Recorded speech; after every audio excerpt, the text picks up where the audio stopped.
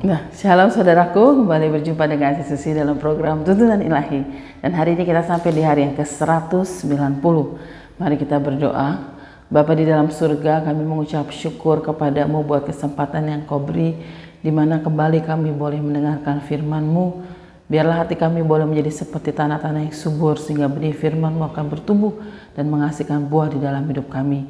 Terima kasih ya Bapa. Dalam nama Yesus kami sudah berdoa dan mengucap syukur. Haleluya, amin. Puji Tuhan saudaraku, nats yang akan kita baca diambil dari Amos pasal 1 sampai 5. Saya memberikan judul Carilah Tuhan maka kamu akan hidup, ya. Amos adalah nabi kepada kerajaan Israel. Dia bernubuat pada zaman Raja Usia di Yehuda dan Raja Yerobeam I di Israel. Amos bernubuat terutama tentang ketidakadilan dan moralitas yang sudah menjadi lazim di antara orang Israel. Umat Tuhan pada waktu itu mereka tidak bertobat.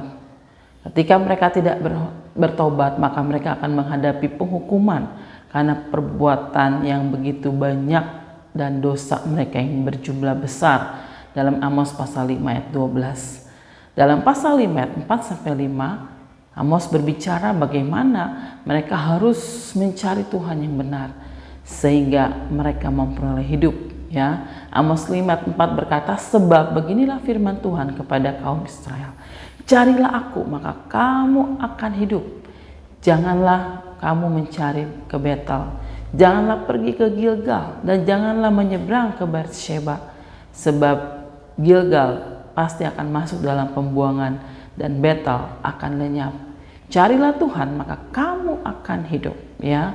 Mencari Tuhan berarti berusaha, ya, dengan semaksimal mungkin, ya, dengan pengorbanan berapapun harga yang kita bayar hingga kita bisa bertemu dengan Tuhan dan mengalami Tuhan di dalam kehidupan kita.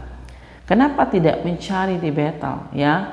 Betel sebenarnya arti namanya rumah Allah, ya, tetapi Yerobeam di situ mendirikan patung lembu anak emas, ya. Gilgal itu berbicara mengenai tempat perkemahan yang pertama ketika bangsa Israel masuk di tanah Kanaan. Dan Beersheba adalah sebuah kota Kanaan, ya. Tepat pada waktu itu, ya, ada hubungannya dengan Abraham, Ishak dan Yakub, ya.